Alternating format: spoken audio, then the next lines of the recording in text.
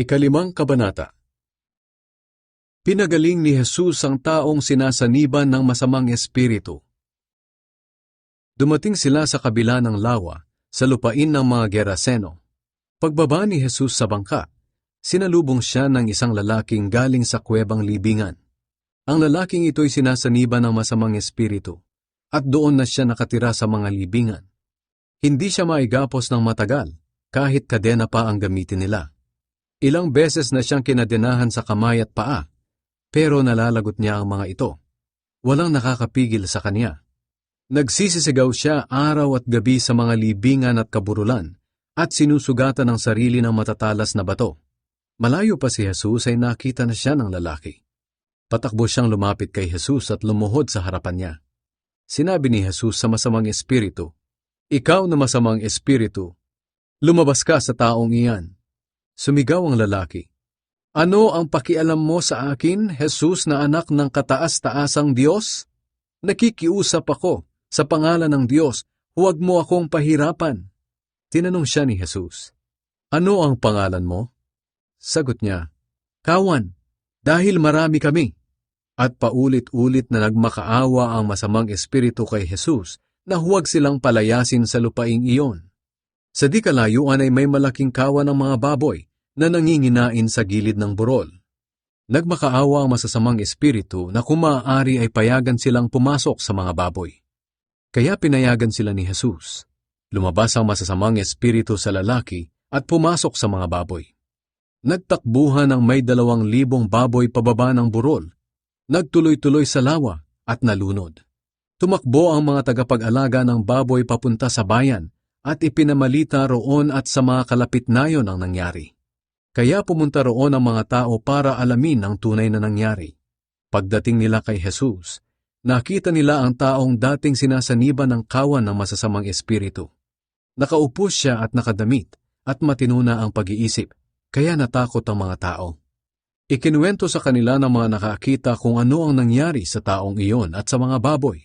Kaya pinakiusapan nila si Jesus na umalis sa kanilang lugar. Nang sumasakay na si Jesus sa bangka, nakiusap sa kanya ang lalaking gumaling na isama siya, pero hindi pumayag si Jesus. Sa halip sinabi niya sa lalaki, "Umuwi ka sa pamilya mo at sabihin mo sa kanila ang lahat ng ginawa sa iyo ng Panginoon at kung paano kanya kinaawaan." Kaya umalis ang lalaki at ipinamalita sa Decapolis ang ginawa sa kanya ni Jesus.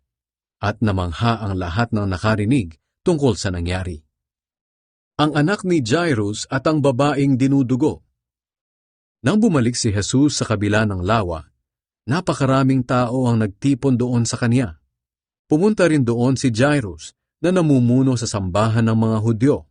Pagkakita niya kay Jesus, lumuhod siya sa paanan nito at nagmakaawa. "Agaw buhay po ang anak kong dalagita. Kung pwede po sana, sumama kayo sa akin at ipatong ninyo ang inyong kamay sa kanya para gumaling siya at mabuhay." Sumama sa kanya si Jesus at sinundan siya ng napakaraming tao na nagsisiksikan sa kanya. May isang babae roon na 12 taon nang dinudugo. Maraming hirap ang dinanas niya sa kabila ng pagpapagamot sa iba't ibang doktor. Naubos na niya ang lahat ng ari-arian niya sa pagpapagamot, pero sa halip na gumaling, ay lalo pang lumala ang kanyang sakit. Nabalitaan niya ang mga himalang ginagawa ni Jesus, kaya nakipagsiksikan siya sa mga tao upang mahipo man lang ang damit ni Jesus. Naisip kasi ng babae, mahipo ko lang ang damit niya, ay gagaling ako. Nang mahipo nga niya ang damit ni Jesus, biglang tumigil ang kanyang pagdurugo, at naramdaman niyang magaling na siya. Agad namang naramdaman ni Jesus na may kapangyarihan na lumabas sa kanya. Kaya lumingon siya at nagtanong, "Sino ang humipo sa damit ko?" Sumagot ang mga tagasunod niya, "Sa dami po ng mga taong sumisiksik sa inyo, bakit pa kayo nagtatanong kung sino ang humipo sa inyo?" Pero patuloy siyang tumingin sa paligid para makita kung sino ang humipo sa kanya. Alam ng babae kung ano ang nangyari sa kanya. Kaya lumapit siyang nanginginig sa takot at lumuhod sa harap ni Jesus. Ipinagtapat niya ang katotohanan kay Jesus. Pagkatapos, sinabi sa kanya ni Jesus, "Anak, pinagaling ka ng iyong pananampalataya. Umuwi kang mapayapa. Magaling ka na." Habang kausap pa ni Jesus ang babae, dumating ang ilang tao mula sa bahay ni Jairus. Sinabi nila kay Jairus, "Patay na po ang anak ninyo. Huwag niyo nang abalahin ang guro." Pero hindi pinansin ni Jesus ang sinabi nila. Sa halip sinabi niya kay Jairus, "Huwag kang matakot, manampalataya ka lang." Hindi pinayagan ni Jesus ang mga tao na sumama sa kanya sa bahay ni Jairus. Sa halip, si Pedro at ang magkapatid na sina Santiago at Juan lang ang isinama niya. Pagdating nila roon, nakita ni Jesus na nagkakagulo ang mga tao. May mga umiiyak at may mga humahagulgol. Pumasok siya sa bahay at sinabi niya sa mga tao, "Bakit kayo nagkakagulo at nag-iiyakan? Hindi patay ang bata, kundi natutulog lang." Pinagtawanan siya ng mga tao, kaya pinalabas niya silang lahat, maliban sa ama't ina ng bata at sa 3 niyang tagasunod. Pagkatapos, pumasok sila sa kwartong kinaroroonan ng bata.